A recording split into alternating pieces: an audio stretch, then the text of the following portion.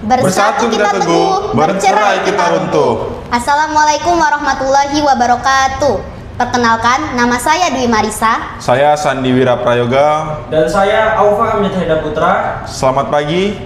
Salam sejahtera Bagi kita semua. Tabipun. Dewan juri yang terhormat, kami rasa kita semua sudah akrab dengan pepatah klasik tersebut. Tetapi di tengah gempuran disrupsi digital hari ini, pepatah itu punya makna baru yang jauh lebih dalam. Ini bukan lagi sekedar soal persatuan antar manusia, melainkan bagaimana kita sebagai manusia bisa secara cerdas berkolaborasi dan bersinergi dengan teknologi. Jika kita membuka kembali catatan sejarah, setiap kali ada inovasi teknologi yang besar, masyarakat selalu diserang penyakit overthinking massal, yaitu di mana ketika revolusi Industri 1.0 dimulai dengan penemuan mesin uap, para pekerja kasar panik karena otot mereka dirasa tidak akan terpakai lagi. Bergeser ke revolusi Industri 2.0, di mana ketika listrik mulai masuk ke pabrik-pabrik, kecemasan yang sama muncul kembali. Begitu juga ketika revolusi Industri 3.0 memperkenalkan komputer dan otomatisasi dasar ke lingkungan kampus dan kantor, narasi soal pengangguran massal ramai digoreng di mana-mana.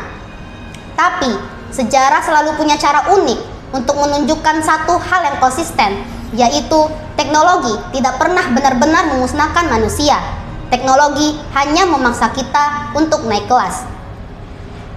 Dewan juri yang terhormat, saat ini kita sedang berdiri tepat di gerbang Industri 5.0 dan era CCD 5.0, di mana kita dipertemukan dengan artificial intelligence atau AI yang datang membawa lompatan kemampuan kognitif yang luar biasa.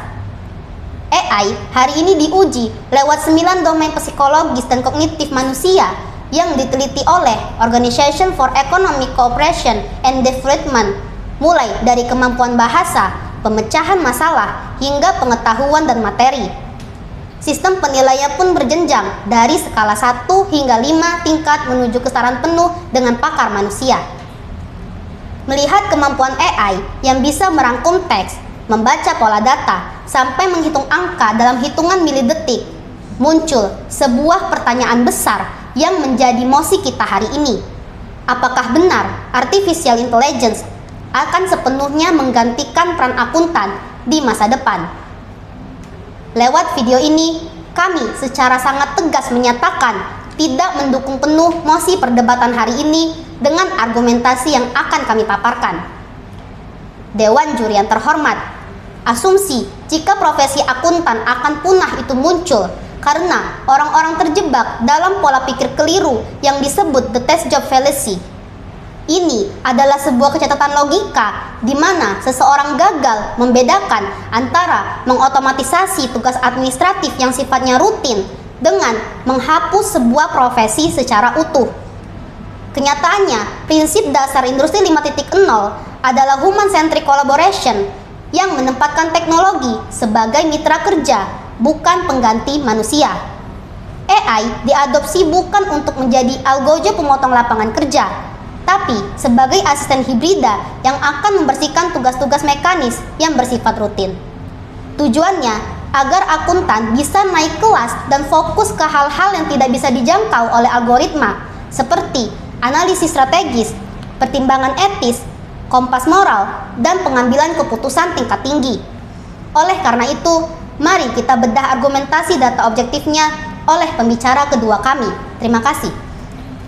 Dewan juri yang terhormat, menurut kami miskonsepsi paling fatal dari sebagian besar orang adalah menganggap bahwasannya profesi akuntan hanyalah sebatas kuli angka, dan dalam artian mereka tuh kesehariannya cuman nyata transaksi, buat laporan keuangan, dan input data. Padahal kalau isi kepala dari akuntan semenyedihkan itu, mereka itu sudah punah dari zaman Microsoft Excel ditemuin, dari zaman kalkulator ditemuin. Mungkin realitas di lapangan itu berlapis dan sangat kompleks. Mari kami akan bedah ke dalam 3 poin besar. Yang pertama adalah legitimasi empiris atau model augmented accountant. Berdasarkan riset tugas berbasis task-based approach, profesi akuntan adalah berbagai bundle dari tugas atau bundle of tasks. AI mungkin sangat kuat di pekerjaan rutin. Bahkan data menunjukkan aktivitas mekanis seperti input data dan draft laporan bulanan itu mempunyai kemungkinan otomatisasi sampai 90% hingga 94%.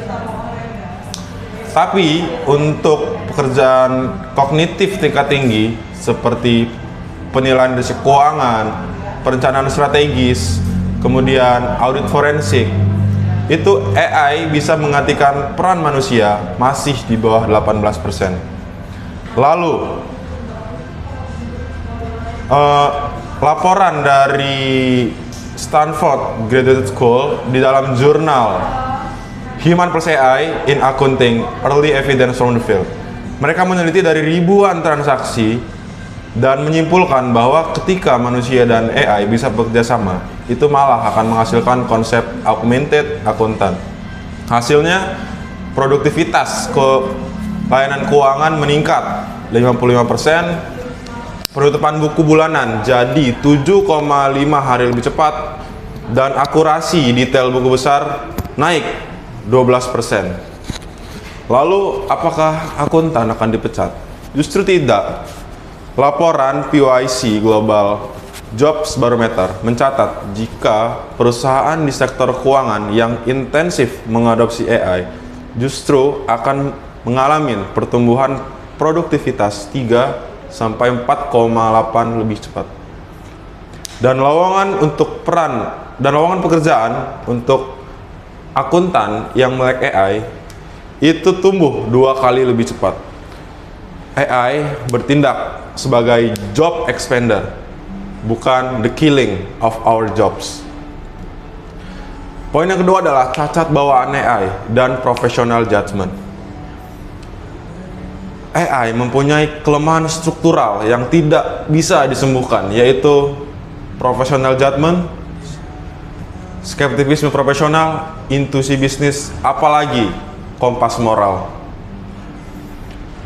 Berdasarkan evaluasi kualitatif dari platform OECD, model bahasa besar LLM tercanggih saat ini masih berada di ambang 2 dan 3 dari 5 dalam skala bahasa. AI itu masih mempunyai kelemahan kritis dalam pembelajaran adaptif dan metakognisi, alias menyadari kesalahan dirinya sendiri. Dari sinilah muncul fenomena financial hallucinations dan disorot oleh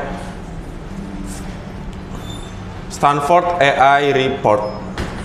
AI cenderung belajar untuk lulus ujian atau overfitting, sehingga itu menyebabkan artificial intelligence ini menghasilkan data fiktif atau angka palsu yang dikemas dengan sangat percaya diri. Dan selain itu, dari IEEE Explore dan ACM Library menegaskan bahwasanya artificial intelligence itu seperti black box atau kotak hitam. AI bisa menghasilkan hasil akhir, tetapi tidak bisa menjelaskan bagaimana runtutan logika dan metodologi dalam keputusan itu diambil.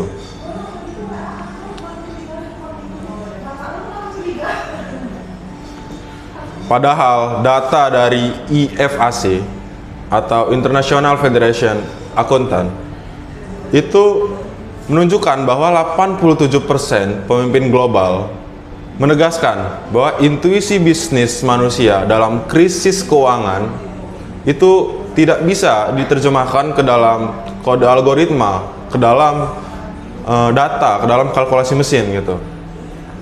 Terlebih lagi sekarang ada lonjakan demand pasar sebesar 45% terhadap akuntan yang mempunyai keahlian audit di bidang ESG atau lingkungan, sosial, dan pemerintahan.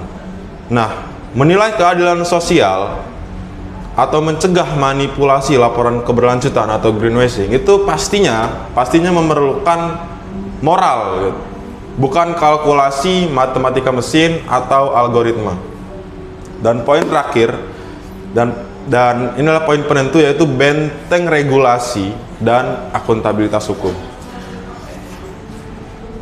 ya ini adalah hal mutlak. Bahwasannya bayangin ada korporasi yang mengalami kerugian dan kebangkrutan dalam salah saji material atau buat laporan keuangan yang dihasilkan oleh AI. Siapa yang akan bertanggung jawab? Siapa yang akan dibawa ke meja hijau? Siapa yang akan dipidana? AI tidak bisa disumpah di bawah kitab suci, dan kemudian AI juga tidak bisa dipenjara gitu.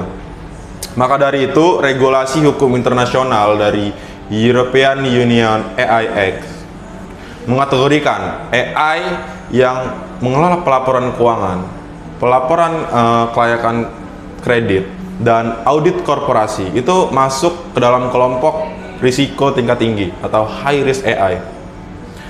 Ya, secara hukum internasional, status risiko tinggi ini mewajibkan adanya pengawasan manusia.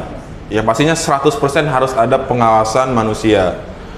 Tanpa adanya validasi, tanpa adanya verifikasi dan penanda tanganan dari akuntan profesional manusia, itu laporan keuangan tidak akan legal dan tidak akan disahkan oleh negara. Ditambah lagi di ranah lokal seperti kebijakan Undang-Undang Nomor 27 Tahun 2022 dalam perlindungan data pribadi atau UPDP, itu memberikan denda administratif berat itu sampai 4% terhadap perusahaan yang asal-asalan memproses data otomatis tanpa adanya pengawasan dari akuntan profesional. Jadi, benteng regulasi ini secara permanen mengunci bahwasannya manusia tidak akan pernah bisa dieliminasi oleh mesin. Mungkin closing akan disampaikan oleh saudara kita Aufa. Dewan juri yang terhormat, dari seluruh bentangan data empiris, analisis legalitas, dan fakta yang sudah tim saya sampaikan tadi, runtuhlah sudah seluruh menara asumsi yang menyatakan bahwa AI bakal menggantikan sepenuhnya peran akuntan di masa depan. Ketakutan itu terbukti cuma sekedar bentuk kecemasan massal yang berlebihan karena kurang paham akan fungsi dari AI itu sendiri. Dunia kerja pada saat hari ini sebenarnya tidak sedang menyaksikan kepunahan akuntansi, melainkan sedang mengawal evolusi peran. Dan kita harus melihat ini secara jernih. AI silahkan mengambil tugas alih mekanis, penginputan data manual, dan pemrosesan kwitansi yang menjemukan.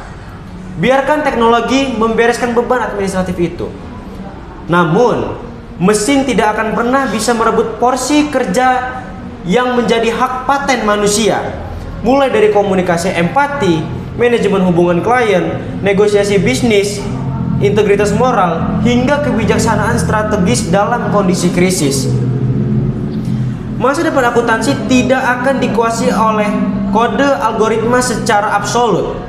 Pasar kerja masa depan adalah milik para akuntan yang mampu menjinakkan teknologi untuk menciptakan nilai tambah bagi perusahaan.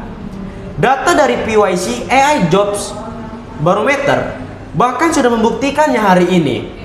Lowongan kerja level pemula untuk lulusan baru akuntansi sekarang 7 kali lebih mungkin menuntut keahlian strategi bisnis, komunikasi klien, dan kepemimpinan sejak hari pertama kerja.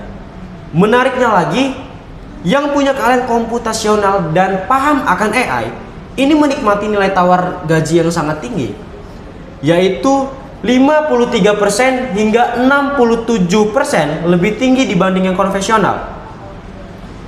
AI memang memproses data, tapi manusialah yang memproses maknanya.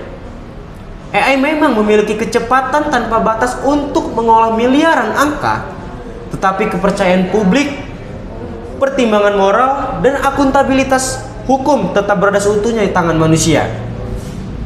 Saya ingin membawa kita semua kembali pada esensi pepatah yang tim kami sampaikan di awal video tadi. Tantangan lompatan teknologi ini bukan untuk ditakuti, melainkan untuk direspon dengan kolaborasi yang berbeda. Jika akuntan manusia bersatu dan bersinergi dengan AI, kita akan berdiri teguh memimpin arah ekonomi global. Namun, jika kita memilih bercerai dan menutup mata dari perkembangan zaman, disitulah kita akan runtuh tergerus oleh roda waktu. Oleh karena itu, dengan landasan argumentasi yang kokoh dan tidak terbantahkan ini, kami dari tim kontra menutup pernyataan ini dengan keyakinan yang sangat penuh bahwa mosi artificial intelligence atau AI sepenuhnya menggantikan peran akuntan di masa depan mutlak harus ditolak. Terima kasih. Wassalamualaikum warahmatullahi wabarakatuh.